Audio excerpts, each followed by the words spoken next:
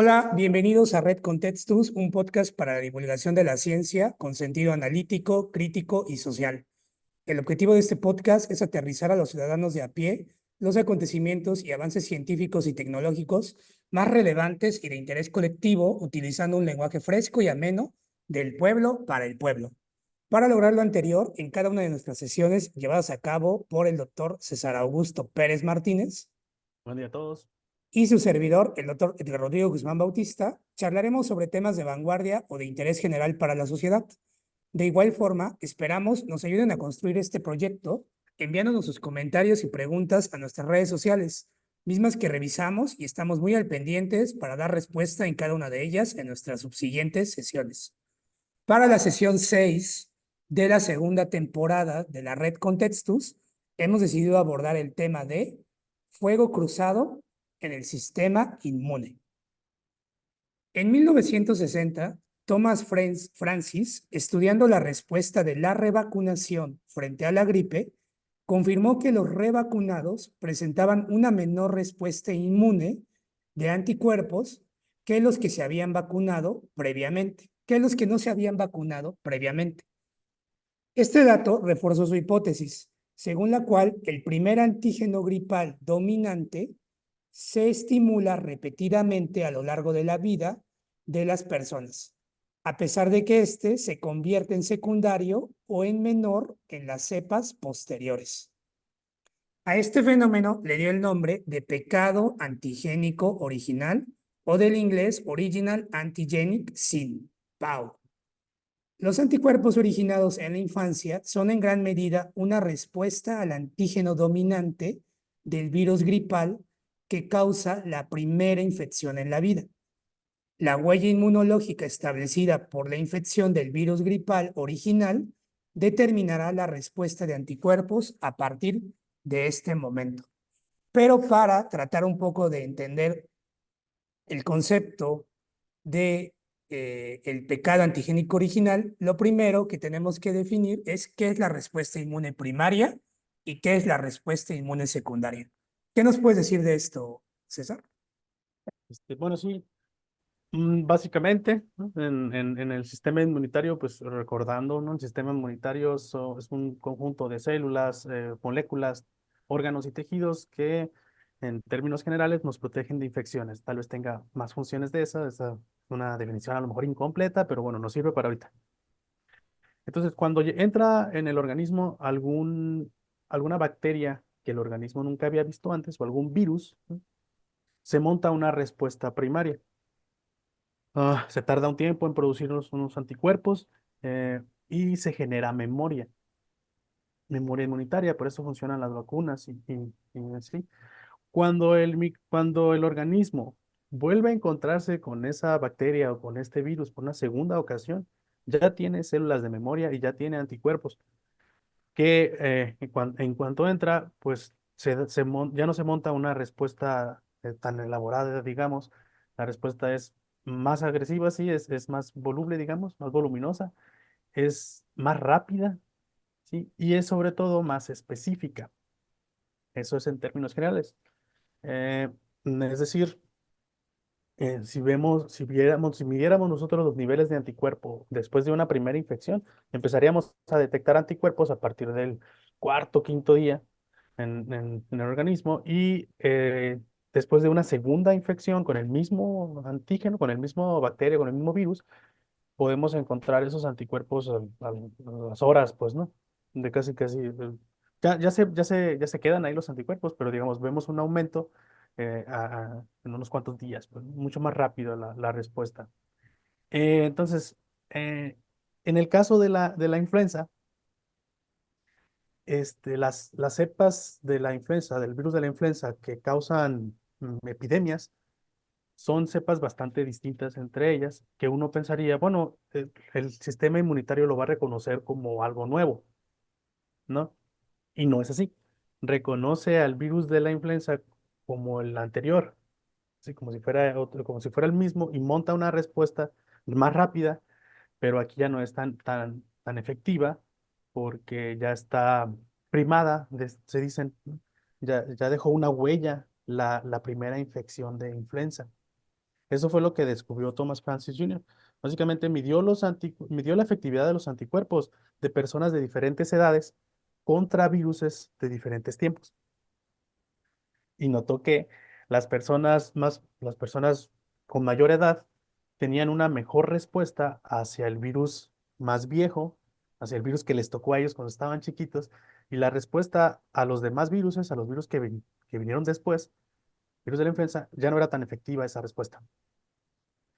Las personas de mediana edad tenían muy buena respuesta contra el virus con el que se infectaron como cuando tenían 10 años más o menos, y ya no era tan buena su respuesta contra los otros viruses que causaron otras epidemias o pandemias, ¿no? A lo mejor hay gente que se acuerda de la pandemia que hubo de influenza H1N1 en el mundo, ¿no? Pero que empezó en México.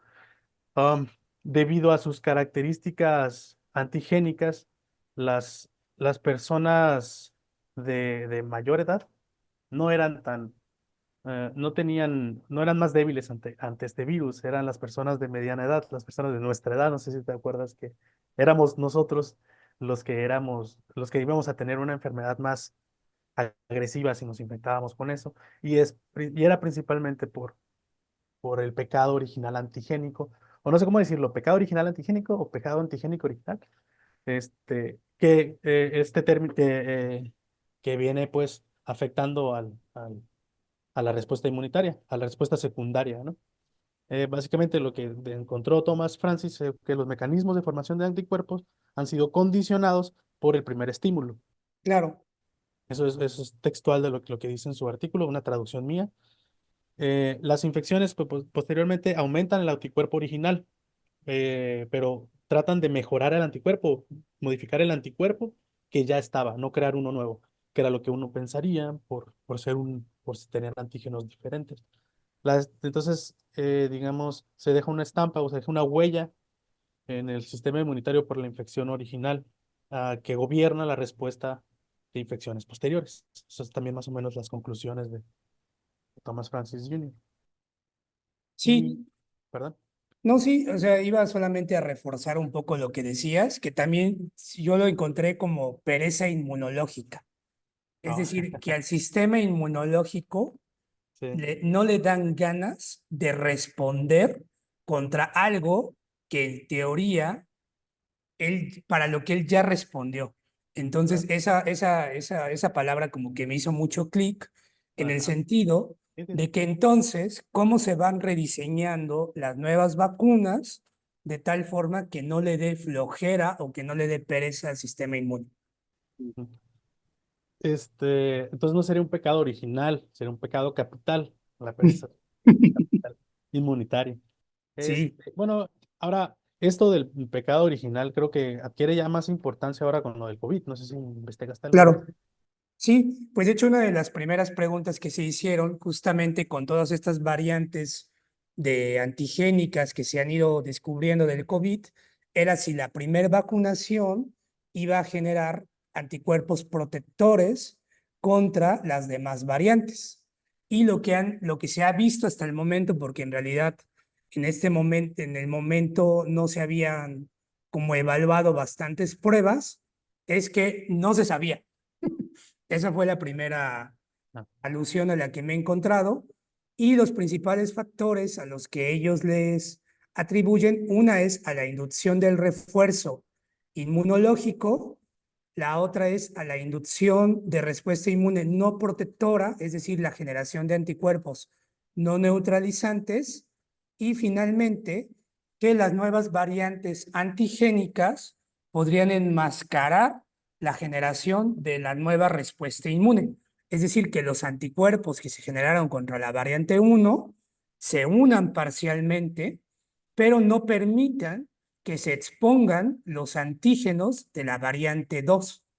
Entonces, ujú, ese tipo de enmascaramiento era lo que se ha visto que podría ser uno de los factores que podría estar influyendo en la disminución de la respuesta inmune contra las nuevas variantes. Pero la respuesta es que no, o sea, que no se ha determinado tal cual este tipo de estudios, o hasta el momento no tenemos como esa información este, real, porque lo que se ha hecho en la práctica es que se han generado vacunas con variantes antigénicas nuevas.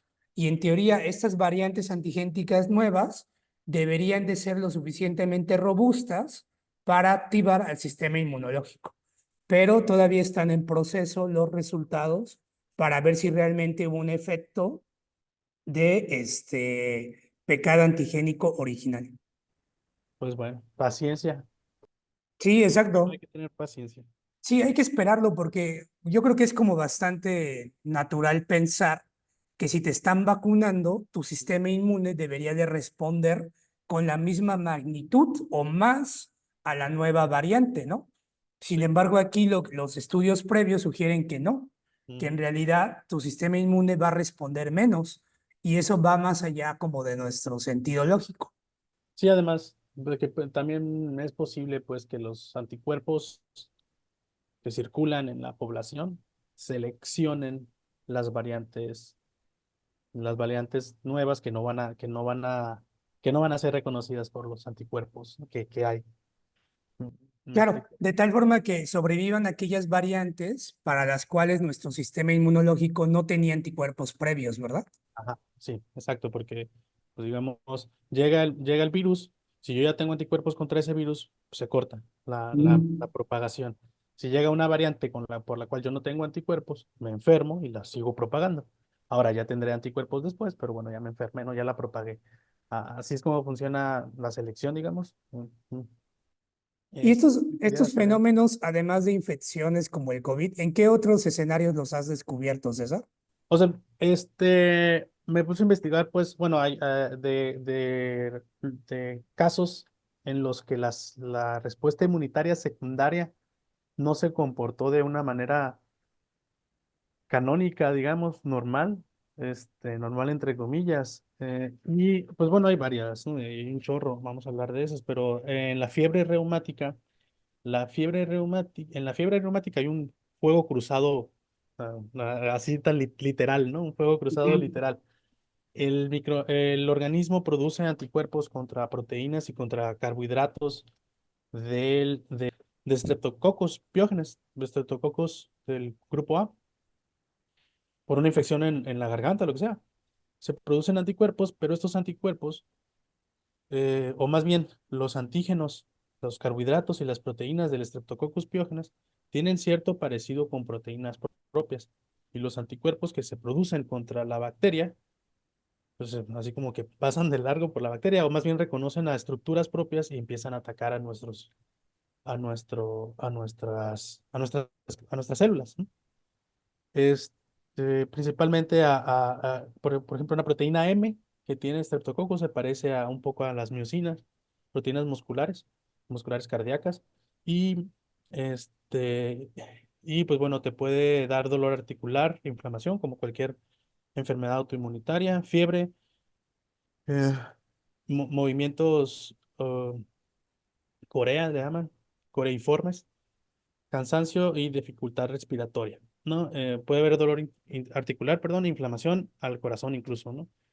Puede resultar en una falla cardíaca y, digamos, te curas de la infección por estreptococo y pues ya, ¿no? Se calma la respuesta, pero si te vuelves a enfermar con el estreptococo del grupo A, te vuelve a dar otra faringitis la fiebre reumática te da cada vez más fuerte y puede ser mortal, ¿no? Puede ser muy peligrosa. Siempre hay que ir con un médico, ¿no? Con estas cosas. O sea, estos anticuerpos reconocen a nuestros tejidos tal cual, los anticuerpos que se generaron contra la bacteria. Sí, sí la reconocen. Se confunden, pues, ¿no? Como se parecen las proteínas. Es Mm. una especie también de mimetismo molecular, le llaman. No digo, eh, es una forma en la cual la bacteria se protege, ¿sí? Claro, Mis proteínas se parecen a las tuyas. Y cuando tú me atacas a mí, vas a atacarte a ti mismo. sí, claro. Y bueno, eso es literal. Bueno, no literal, literal, pero tan literal como puede ser un fuego cruzado, ¿no? Perfecto. Pues ahorita me recordaste el caso de las infecciones por dengue, Ujú. que hay que recordar que el dengue son cuatro serotipos. Sí, sí, serotipo uno, 2, 3 y 4.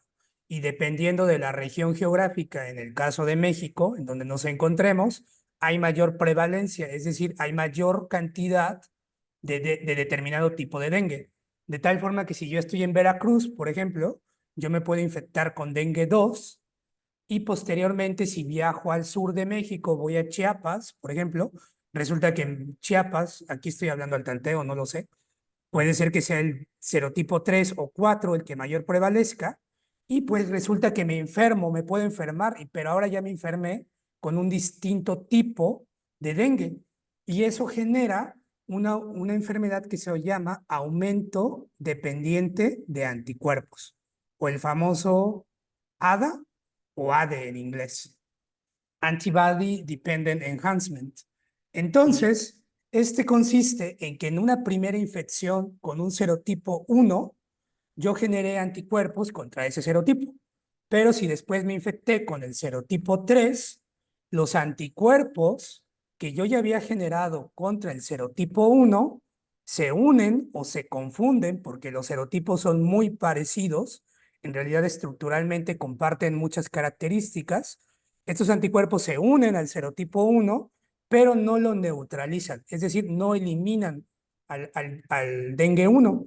Esta unión del anticuerpo unido al antígeno lo que hace es que favorece su fagocitosis a través de células que se llaman macrófagos.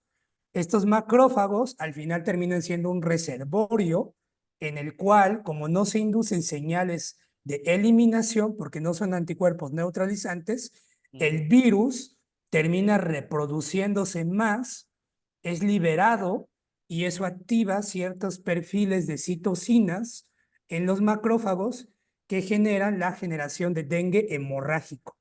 Entonces, el dengue hemorrágico está muy asociado con un fenómeno inmunológico en el cual hay una respuesta cruzada, es decir, nuestro cuerpo se confunde creyendo que lo va a eliminar, pero al final termina favoreciendo la infección y por ende la enfermedad. Muy interesante. Digo, sí, sí recuerdo algunas clases de eso, pero no lo recordaba también. Y tienes razón, por Sí, es ejemplo, que yo lo estudié cuando ingresé a la maestría, ¿eh? De hecho, desde la licenciatura hice mi tesis de licenciatura en dengue y ahí como que eso me generó como mucha resonancia en mi sistema. Y es que justamente esa es una de las razones por las cuales la vacuna para el dengue ha sido complicada de generar, porque tendría que ser una vacuna que en teoría proteja para los 4 serotipos.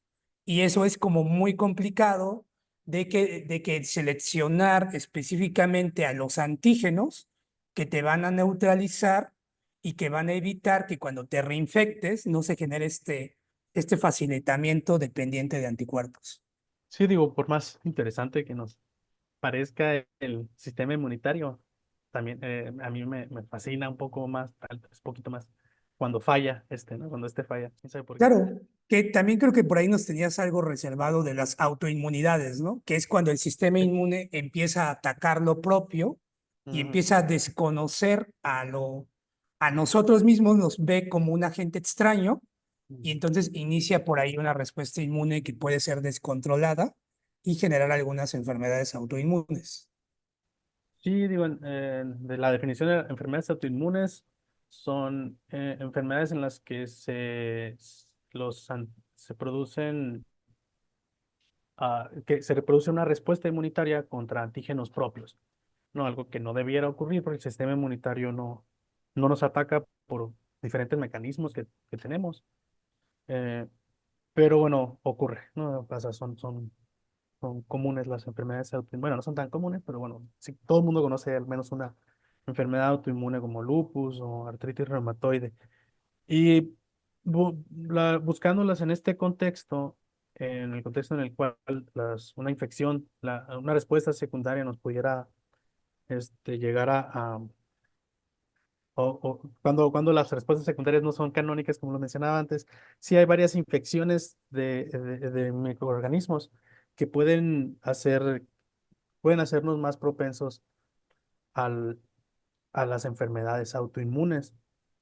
La enfermedad por el virus del Epstein-Barr, mononucleosis infecciosa, enfermedad del beso, alguna enfermedad periodontal con porfiromonas, perdón, gingivalis, y ciertas bacterias en la microbiota pueden favorecer que aparezca la artritis reumatoide en individuos con predisposición genética. También estas enfermedades también tienen una carga genética importante.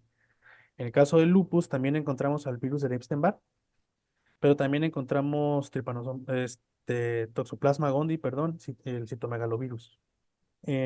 Ahora, curiosamente, eh, también hay infecciones que previenen o que están asociadas con la no aparición de enfermedades autoinmunes, por ejemplo, bacteroides frágiles, tener mucha presencia de bacteroides frágiles en la microbiota. Algunas infecciones por ruminococos nos protegen del lupus eritematoso. Y algo así muy curioso que se ha visto es que las infecciones con el mintos como Trichinella, como Taenia solium, como Schistosoma manzoni, modulan la respuesta inmunitaria, nos generan una especie de antiinflamación, digamos, que previene la aparición de enfermedades autoinmunes y de alergias también. Ahora también hay que mencionarlo, hay algunos helmintos que potencian la respuesta contra algunos alergenos también, ¿no? Entonces, hay de los dos, ¿no? Pero esto de los helmintos que previenen la aparición de alergia es un tema muy, digamos, muy interesante y creo yo actual, Claro. que por esta idea por la hipótesis, no sé si te acuerdas de la hipótesis de la higiene, de que Sí, claro, que entre más pequeño tuvieses mayor estimulación antigénica, mucho más robusto iba a ser tu respuesta inmune de grande, ¿no? ¿Es eso a lo que te refieres? no, ¿Cuál? básicamente notaron que en países, suena un poco clasista, ¿eh? Te voy a advertir, y no es así la situación, ¿no? Pero bueno, es la observación que se dio al principio. En países de primer mundo eran menos las infecciones por helmintos, por parásitos, y mayor la prevalencia de alergias y de enfermedades autoinmunes. Y en países del tercer mundo, este, era más la prevalencia de enfermedades del mitos y de parásitos, de protozoarios, y es menor la prevalencia de alergias y de enfermedades autoinmunes. Entre ellas, pues, ¿no? Entonces se fueron la higiene. Los países ricos son más higiénicos. Es lo que suena clasista, ¿no? Que no es así, pues, ¿no? O sea, no es así la situación, pues, ¿no? No tiene que ver el lugar donde naciste, pues, ¿no? Tiene que ver con las costumbres, digamos, ¿no? Eh, por ejemplo, te voy a poner algunos factores ambientales que previenen la aparición de la alergia. Es decir, las personas que tienen estas cosas tienen menos probabilidad de tener alergia. Personas que tuvieron una enfermedad con helmintos y que no se trataron con antihelmínticos, niños pequeños con 3 o más hermanos, es decir, en una familia de 4 o de 5 niños, los niños pequeños son menos propensos a tener alergia. Los niños expuestos a guarderías tienen menos prevalencia de la alergia. La exposición temprana a a animales de granja, perdón. No vivir en una granja. Eso no, ¿no? O sea, no es que uno viva en la ciudad y otro en la granja como los ratoncitos de la canción. No. Es la exposición a los animales de granja. Los niños con perros como mascotas tienen menor probabilidad de alergia. La colonización temprana con lactobacilos y bifidobacterias, que esos son de la microbiota, infecciones por Toxoplasma gondii y Helicobacter pylori, poca exposición a antibióticos en edades tempranas y no han tenido infecciones, por el otro lado, no han tenido infecciones de hepatitis A ni virus respiratorios sinciciales. Entonces, y entre otros, ¿no? Entonces, en este caso, pues hay mucha evidencia, pues, ¿no? Que dice que las ciertas infecciones del mitos nos protegen eh, para alergias y enfermedades autoinmunes. Y ya investigando un poquito más a fondo, ¿por qué? Y es porque los helmintos producen una especie de disminución de la respuesta inmunitaria para ellos permanecer más tiempo en donde están, Claro. protegiéndose a ellos. Los helmintos son organismos más complejos ¿no? Son pluricelulares, están compuestos de varias células. Las bacterias es una sola célula, el virus ni unas ni eso. Y entonces son más complicados, son más mm, complejos, pues, y tienen esta capacidad de estimular eh, una respuesta inmunitaria distinta y, y- y- y un poquito antiinflamatoria en ese sentido. Ok, entonces recapitulando un poco a ver si te Bueno, entendí. Lo ajá, que nos dices es que en los países del tercer mundo se determinó, se descubrió que estos países tenían más enfermedades por parásitos y menos alergias. sí, Y en los países del primer mundo tenían menos enfermedades parasitarias y más alergias. así, entonces te En pregunto, consecuencia, ¿están conectados? se ha propuesto Ujú. que los parásitos en realidad ellos con tal de mantenerse ahí en nuestro sistema inmunológico como parte de nuestro organismo, modulaban la respuesta inmune o controlaban al sistema inmunológico de tal forma que respondiera menos. Sí. Y esa menor respuesta era la que generaba una menor activación de los sistemas que conducen a la alergia, ¿no? Como quien dice. Pues sí, o sea, la alergia y la autoinmunidad es una aberración, es una respuesta exacerbada del sistema inmunitario Claro. a ausencia de alguna infección. O sea, lo que nos estás diciendo es que entonces ser de tercer mundo en cierta forma nos ayuda a mantener nuestro sistema inmune menos exacerbado. Parece, ¿no? O sea, tú Ujú. te vas sobre eso, ¿no? ¿Qué será? ¿Qué será? Pues los países del tercer mundo, aquí es donde entra lo que te digo de clasismo, pues son sucios, asquerosos, huelen mal. Claro. No, pues no somos así, qué panchero, pues no, yo soy una persona higiénica, o al menos me gusta pensar eso, pues, ¿no? No es eso, son infecciones del mitos. O sea, hay infecciones del mitos en los países del Primer primer mundo, mundo. claro que lo hay. Ujú. Hay, hay personas sucias, los ricos, hay ricos que son bien sucios también, ¿no? Ujú. Asquerosos. ¿Sí me entiendes? Esto Sí. no tiene nada que ver. Lo que tiene que ver es más directo la situación, es completamente directo. Hay infecciones del mintos y disminuyen las enfermedades mm, alérgicas y Pues es que eso autoinmunitarias. está muy relacionado con la microbiota, o sea, porque También, nosotros claro. tenemos trillones de bacterias viviendo en nuestro intestino Sí. y aquí es la magia de la IgA o cómo Ujú, la IgA ha evolucionado junto con las bacterias para favorecer incluso la colonización. Es decir, la ujú, IgA es un anticuerpo que normalmente uno dice es defensivo, ¿no? Y ayuda a la exclusión inmunológica. sí. Significa que las bacterias no ingresan a nuestro cuerpo. Ujú, Sin embargo, se ha visto que esta IgA se une a la bacteria y la IgA se ancla al moco del intestino y en ese sitio permite que predominen o que proliferen determinadas especies de bacterias de acuerdo a las necesidades también incluso nutrimentales que tengamos en el organismo. Porque al final las bacterias producen metabolitos que sí. ayudan a nuestro sistema inmunológico o a nuestro sistema fisiológico a Sí. mantenerse activamente sano. Lo vemos, Entonces, ajá, perdón. Es que lo ujú, mencionamos en la sesión de la microbiota, sobre todo claro los que por ahí ácidos. consulten el video los que no Sí, lo han visto. sí, porque tenemos bien poquitas vistas en ese video. Claro. Este, Entonces, por ahí es un recordatorio de por qué la microbiota es importante, sí, pero justamente iba en este sentido de cómo han ido evolucionando a lo largo de los años. A mí ahorita que me lo explicas la de la limpieza, la de la higiene, como que me hace mucho sentido entonces el tener microorganismos moduladores, porque las bacterias es lo que están haciendo, los hongos y las arqueas, los virus que se encuentran en nuestro intestino de forma homeostática sí. están favoreciendo al sistema inmunológico para que el sistema inmunológico los retenga. En lugar de eliminarlos, favorezca su retención. Mm, mm, ok. Y bueno, nada más para mencionarles que quise hablar de esto, pues porque es una respuesta, una respuesta primaria que alteró, digamos, el funcionamiento del sistema inmunitario, ¿no? Una especie de respuesta cruzada. Tengo otros ejemplos de respuesta cruzada, pero pequeñas, ¿no? ¿Vale, Dalos? Hay personas que son alérgicos al polen de abedul, un árbol.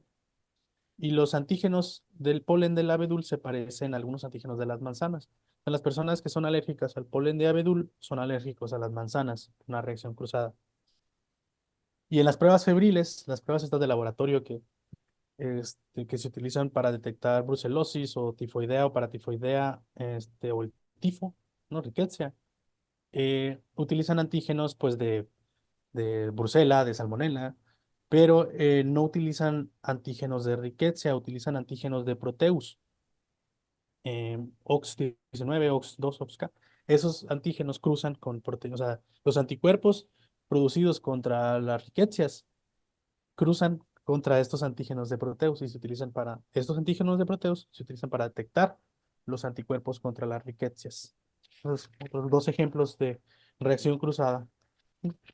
Claro, y es que al final estas reacciones cruzadas se utilizan mucho en la práctica, ¿no? En los laboratorios. A veces Ujú. queremos determinar una proteína o Sí. identificar la expresión de ciertas proteínas bajo ciertas condiciones y Ujú. resulta ser que evaluando algún anticuerpo por ahí que teníamos, se une, ¿no? Y es así de por qué se une si es inespecífico o en teoría no fue ese anticuerpo generado para esa proteína en particular.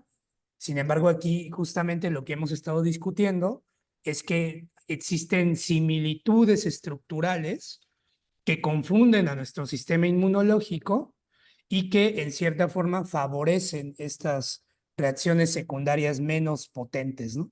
Sí, y también pueden ser, estas reacciones cruzadas pueden ser las causas de algunos falsos positivos para algunas pruebas. No nada más estamos, Claro, pero no, es raro eso, pero bueno, pudiera ser. Pues sí. perfecto. No, pues muchos datos muy interesantes respecto al sistema inmunológico. ¿Algún otro aspecto que te gustaría a ti mencionar? No, traigo un par de noticias, traigo tres noticias, pero bueno. Vale, vamos a darle a la sección de noticias ahora.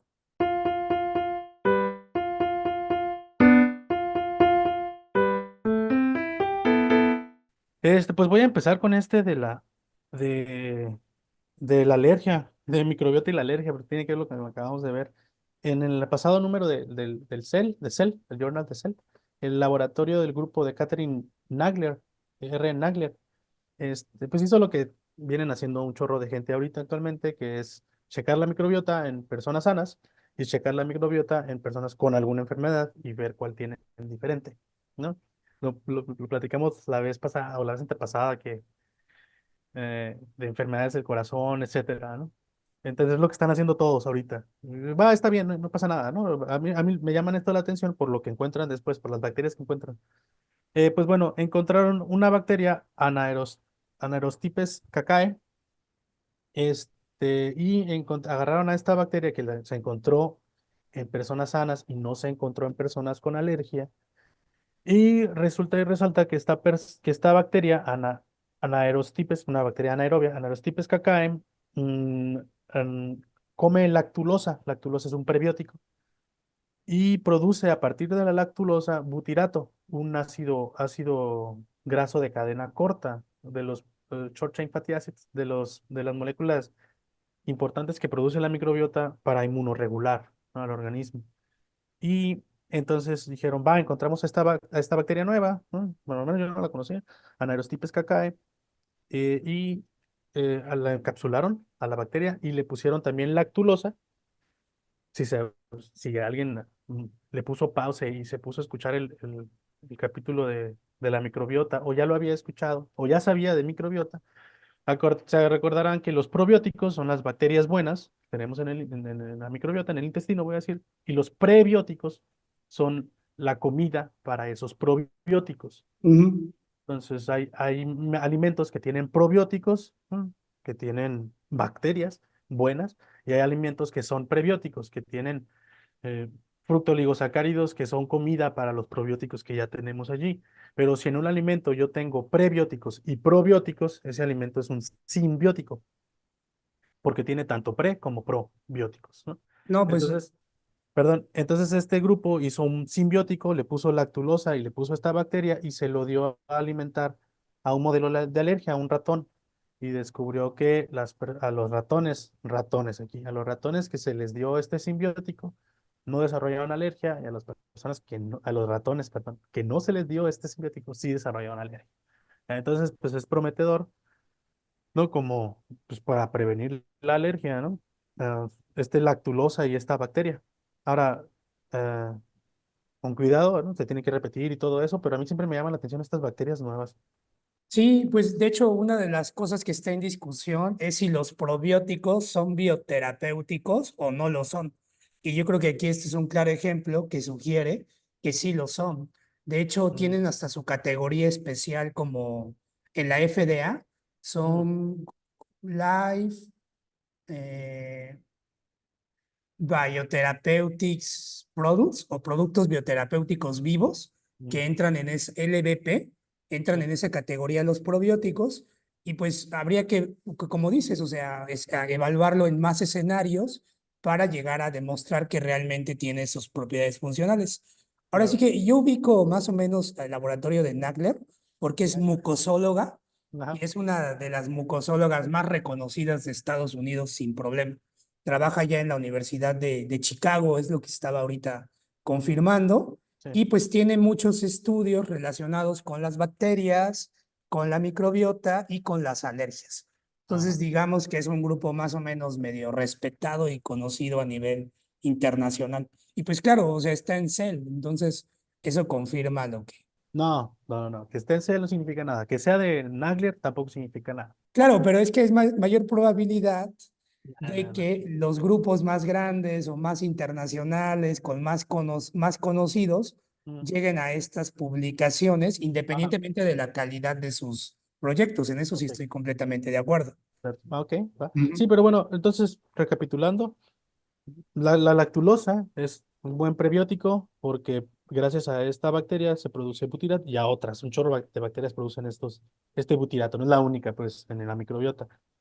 Pero bueno, pareciera ser entonces que los ácidos grasos de cadena corta otra vez favorecen a una inmunoregulación, una inmunomodulación que prevendrían la alergia, ¿no? Y probablemente también las enfermedades autoinmunes, nada más para...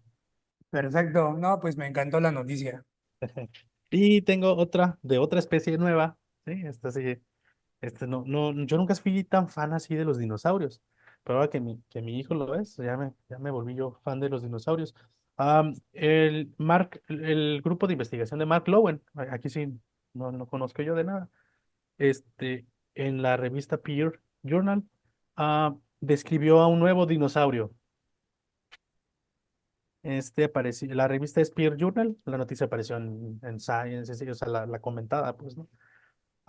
Pero básicamente es un tipo parecido al Triceratops. Los Triceratops se llaman Triceratops o Triceratops, que tienen tres cuernos, dos aquí como cejas, digamos, y uno en la nariz.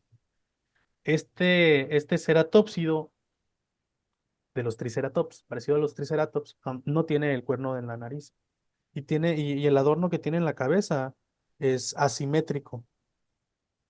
Eso es lo raro. Hay quienes creen que puede ser una variante de otra especie, pero bueno, por las características que pudieron ver, porque no tienen todos los huesos, solo tienen unos cuantos huesos, parece ser una especie nueva, y le pusieron Lokiceratops rangiformis. Lokiceratops por Loki, el dios ¿qué? El bromista, el dios bromista de la mitología, ¿qué es? Nórdica, ¿no? Sí, que también pues, te sale en el universo de Marvel, en el universo cinemático de Marvel, Loki. Lokiceratops, según en algunas revistas que chequé, porque tiene hojas pues, como espadas, digamos, ¿no? En los cuernos así, pero, pero en el artículo viene que lo encontraron en la cantera de Loki, así se llama el lugar donde lo encontraron. O sea, a lo mejor y también por eso. O por las dos cosas, pues, ¿no? Porque tiene como espadas en los adornos de la cabeza y Loki blandía una espada. Y bueno, se llama Lokiceratops, por eso, y Rangiformis, Lokiceratops rangiformis, y Rangiformis por los cuernos asimétricos que te decía, perdón, los adornos asimétricos. Pero lo que me llamó mucho la atención, sí, un nuevo dinosaurio, pero la historia de cómo lo encontraron está gracioso. Mark Eatman es un Commercial Fossil Hunter, un cazador de fósiles comercial. Ujú. O sea, este vato va en busca de fósiles a los lugares, pues, donde ya, pues, las canteras donde ya se han encontrado fósiles, y los vende, ¿no?